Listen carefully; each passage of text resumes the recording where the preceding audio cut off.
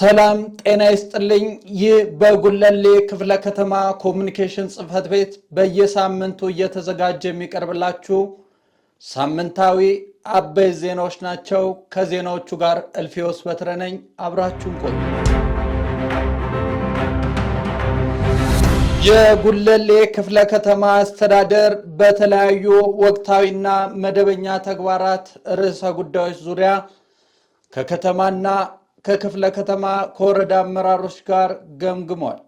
በጠቅላይ ሚኒስትር ዶክተር አብይ አህመድ በመደመር መንግስት እይታ የዘርፎች እምርታ፣ የኢኒሼቲቭ ግቦች፣ በስራ ዕድል ፈጠራ እቅድ ትግበራ፣ ብሩህ የፈጠራ ሐሳብ ውድድር፣ የሶስተኛው ዙር የወጣቶች የሥራ ላይ ልምምድ ያጠናቀቁ ወጣቶችና የልማታዊ ሴፍትኔት ተጠቃሚዎች ምርቃት፣ ቅድመ ዝግጅት፣ የሥራ ዕድል ፈጠራ አውደር የሚሳተፉ ምሩቃን ወጣቶች ከመመዝገብ አንጻር የተከናወኑ ተግባራት ዙሪያ ጠቅላላ አመራሩ ጋር ገምግሟል።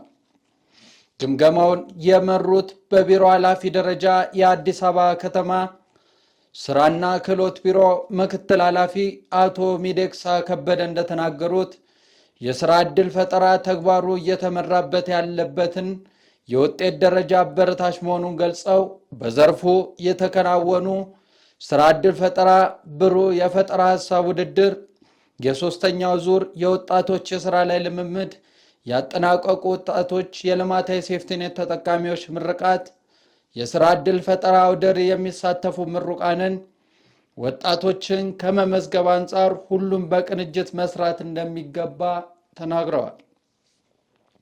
የጉለሌ ክፍለ ከተማ ብልጽግና ፓርቲ ቅርንጫፍ ጽህፈት ቤት ኃላፊ አቶ ይከበር ስማቸው በበኩላቸው በጠቅላይ ሚኒስትር ዶክተር አብይ አህመድ የተቀመጡ ግቦችና አቅጣጫዎች የህብረተሰባችንን ተጠቃሚነት የሚጨምሩ እቅዶቻችንን በእጥፍ ለማሳካት የሚረዳን ክፍለ ከተማችንን የለውጥ ተምሳሌት እንዲሆን የሚያስችል በመሆኑ ሁሉም በትብብር መስራት እንዳለበት ተናግረዋል።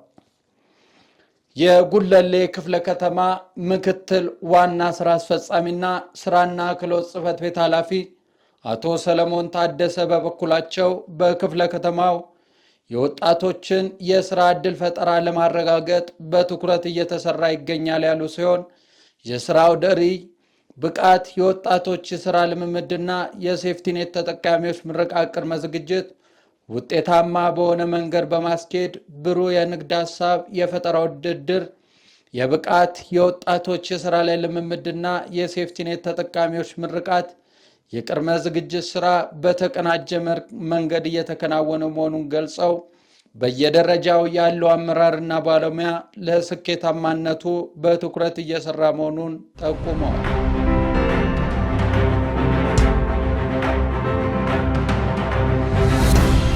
የእንስሳት ተረፈ ምርቶችን በአግባቡ በማስወገድ ዘመናዊ የባዮጋዝ አመራረትና አጠቃቀምን ተግባራዊ ማድረግ እንደሚገባ ተገለጸ።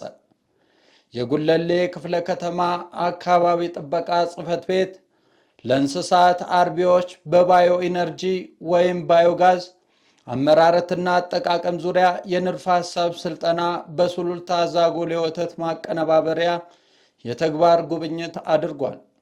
የጉለሌ ክፍለ ከተማ አካባቢ ጥበቃ ጽህፈት ቤት ኃላፊ ወይዘሮ ሃና ምረቱ በእንስሳት እርባታ የተሰማሩ ነዋሪዎች የከተማችንን ዘመናዊነት በተከተለ አሰራር የአካባቢ አየር ብክለትን ለመቀነስና የአረንጓዴ ልማት ስራዎችን ለማጠናከር የባዮጋዝን በስፋት በማምረትና ተግባራዊ በማድረግ ለሌሎችም የሚጠቅም ስራ ማከናወን አለብን ብለዋል።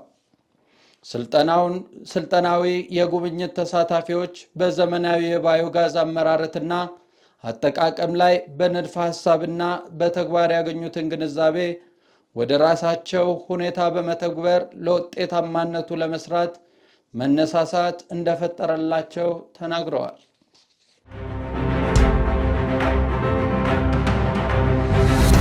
በጉለሌ ክፍለ ከተማ ስራና ክህሎት ጽህፈት ቤት 3056 የሴፍቲኔት ተጠቃሚዎች በንግድ ሥራ ዘርፍ አሰልጥኖ አስመረቀ። በጉለሌ ክፍለ ከተማ አስተዳደር ስራና ክህሎት ጽህፈት ቤት ወደ ዘላቂ የኑሮ ማሻሻያ ፕሮግራም ለሚሸጋገሩ የከተማ ልማታዊ ሴፍቲኔት ስራ ፕሮጀክት ተጠቃሚዎች በንግድ ክህሎትና በንግድ ዕቅድ ዝግጅት ከተፈሪ መኮንን ፖሊቴክኒክ ኮሌጅ እና ከጄኔራል ዊንጌት ፖሊቴክኒክ ኮሌጅ ጋር በመተባበር ለ3 ሳምንታት ሲሰጥ የቆየውን ስልጠና በስኬት ማጠናቀቁን ጽሕፈት ቤቱ አስታውቋል።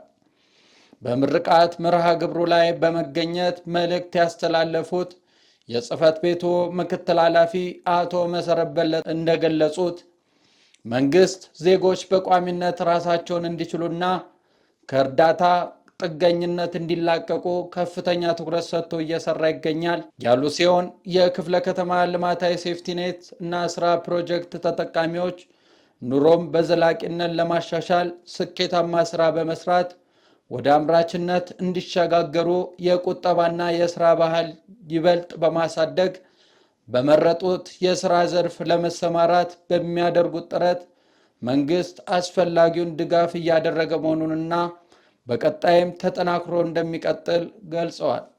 ስልጠናው የምግብ ዋስትናና የልማታዊ ሴፍቲኔት ተጠቃሚዎች የቆጠቡትን ቁጠባና በፕሮጀክቱ የሚለቀቅላቸውን ግራንት በመጠቀም በቀጣይ ወደ ዘላቂ ኑሮ ማሻሻያ ለማሸጋገር የሚያስችል መሆኑን በመድረኩ ተመላክቷል።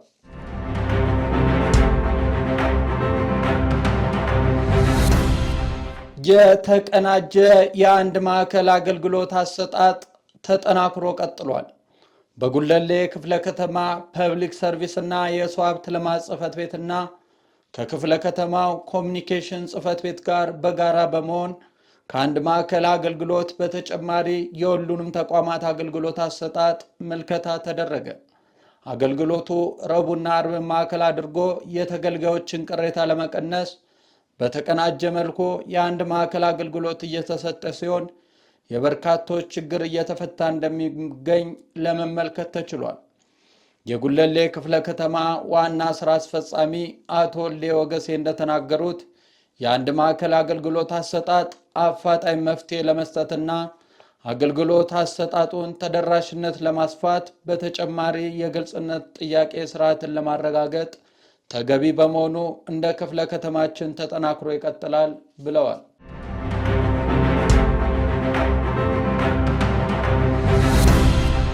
በክፍለ ከተማው የከተማ ግብርና ምርቶች በእጥፍ ለማሳደግ በትኩረት እየተሰራ እንደሚገኝ ተገለጸ።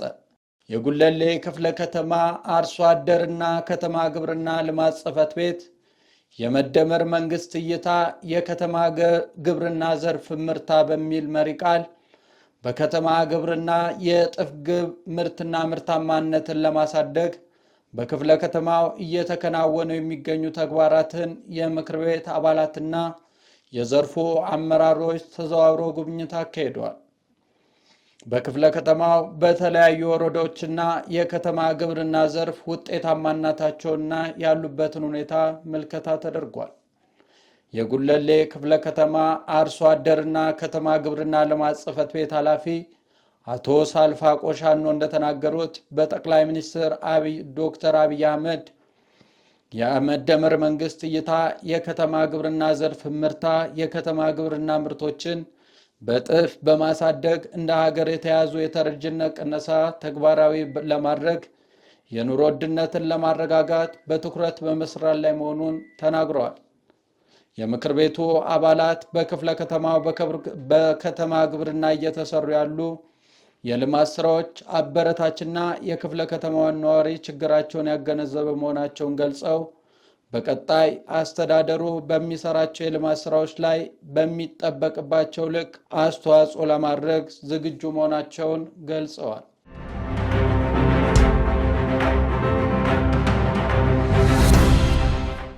ሴቶች ስራ ሳያማርጡ በመስራት ውጤታማነታቸውን ማረጋገጥ እንደሚገባ ተገለጸ።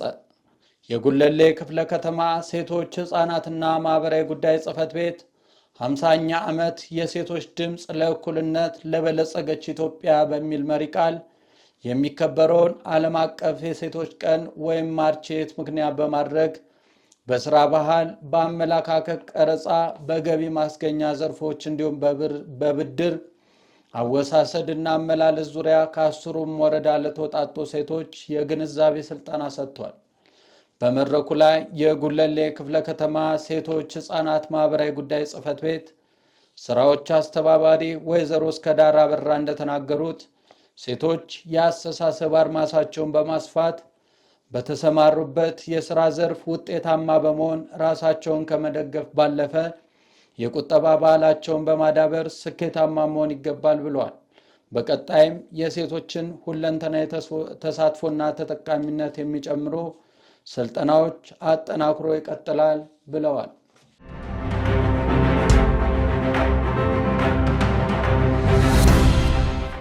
አካል ጉዳተኞች ሙስናን በመጸየፍና በመታገል ለመልካም አስተዳደር መስፈን የድርሻቸውን መወጣት እንዳለባቸው ተገለጸ። የጉለሌ ክፍለ ከተማ አስተዳደር የሥነ ምግባርና ጸረ ሙስና መከታተያ ክፍል ከ10ሩም ወረዳ ለተወጣጡ አካል ጉዳተኞች በሥነ ምግባርና የመልካም አስተዳደር ዙሪያ ስልጠና ሰጥቷል። የጉለሌ ክፍለ ከተማ አስተዳደር የሥነ ምግባርና ጸረ ሙስና መከታተያ ክፍል የሥነ ምግባርና ጸረ ሙስና ባለሙያ አቶ ወንድሙ ቦጋለ እንደተናገሩት አካል ጉዳተኞችም በተሰማሩበት ዘርፍ ለጸረ ሙስና ትግሉ ውጤታማነት በእውቀት የተደገፈ ቅንጅታዊ አሰራርን በማከናወን በተለይም መረጃን በመስጠት በንቃት መሳተፍ እንደሚገባ ገልጸዋል።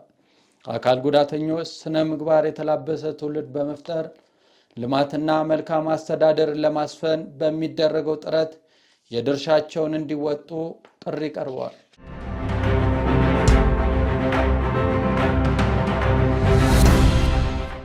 የጉለሌ ክፍለ ከተማ ባህል ኪነ ጥበብ ጽሕፈት ቤት የክፍለ ከተማውን የኪነ ጥበብ ሀብቶችን በሰፊው ለማስተዋወቅ በትኩረት እየሰራ እንደሚገኝ ተገለጸ። የክፍለ ከተማው ባህል ኪነ ጥበብ ጽሕፈት ቤት ኃላፊ ወይዘሮ ባንቺ ጻዩ በሰጡት መግለጫ ጽሕፈት ቤቱ በክፍለ ከተማው ባህል ታሪክ እንዲተዋወቅ፣ ህብረ ብሔራዊ አንድነታችን እንዲጎለብት፣ ሀገራዊ መግባባትና ብሔራዊ አንድነት እንዲጠነክር የኪነ ጥበቡ ዘርፉ የላቀ አስተዋጽኦ እንዳለው ተናግረዋል።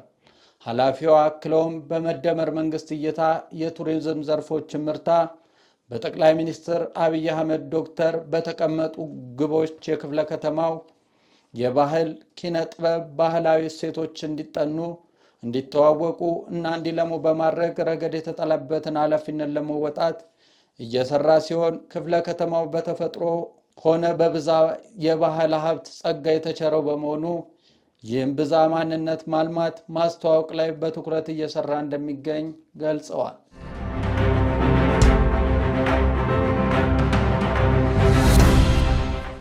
የእንጦጦ ፒኮክ ፍሬንድሺፕ የወንዝና ወንዝ ዳርቻ ልማት ፕሮጀክት ጉለሌን የብልጽግና ተምሳሌት እንድትሆን ያደረገ መሆኑ ተገለጸ።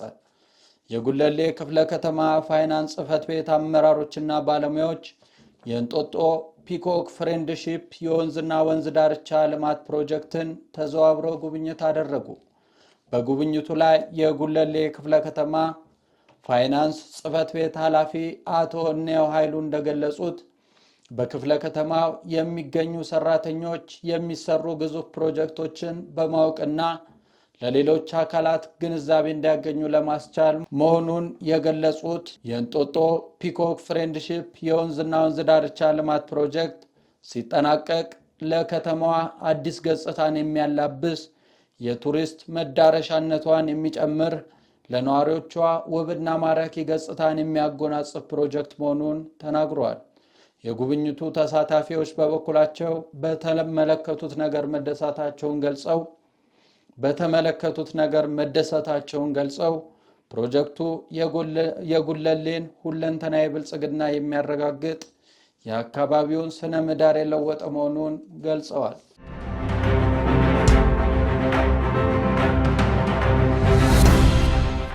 የጉለሌ ክፍለ ከተማ የሴቶች እግር ኳስ ክለብ 4 ተጫዋቾችን ለብሔራዊ ቡድን አስመረጠ። የጉለሌ ክፍለ ከተማ አስተዳደር በስፖርቱ ዘርፍ ልዩ ትኩረት ሰጥቶ እየሰራ የሚገኝ ሲሆን በሀገር አቀፍ ደረጃ ተወዳዳሪና ብቁ ስፖርተኞችን ለማፍራት በተሰራው ስራ ውጤቶች መመዝገባቸውን የጉለሌ ክፍለ ከተማ ወጣቶች ስፖርት ጽሕፈት ቤት ኃላፊ አቶ ሳሙኤል ተክሌ ገልጸዋል። በኢትዮጵያ ሴቶች ሊግ እየተሳተፈ የሚገኘው የጉለሌ ክፍለ ከተማ ሴቶች እግር ኳስ ክለብ ባስመዘገበው ከፍተኛ ውጤት ከ17 ዓመት በታች ለኢትዮጵያ ሴቶች ብሔራዊ ቡድን 4 ተጫዋቾችን በማስመረጥ ቀዳሚ ሆኗል። ከዚህ በተጨማሪ አሸናፊ ብሔራዊ ቡድን ለመገንባት በተደረገ ከ13 ዓመት በታች ሀገር አቀፍ ምልመላ 3 ታዳጊዎች ለፌዴራል ፕሮጀክት እንዲሁም 2 ታዳጊዎች ለከተማ ፕሮጀክት ማስመረጥ መቻሉን የጽሕፈት ቤት ኃላፊው ተናግረዋል። የክለቡ ዋና አሰልጣኝ አቶ አሸናፊ ለሻ ክለቡ ሐዋሳ በነበረው ጨዋታ ውጤታማ ጊዜ እያሳለፈ በመሆኑ ለብሔራዊ ቡድን ምልመላ ተመራጭ ክለብ መሆኑን ተናግረዋል።